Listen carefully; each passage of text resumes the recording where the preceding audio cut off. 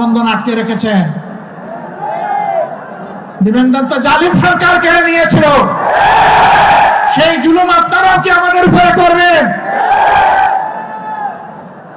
এই জন্য কি হাজার জনতা জীবন দিয়েছে, হাজার হাজার মানুষ পঙ্গুত্ব বরণ করেছে আবারও সেই বৈষম্য দেখার জন্য।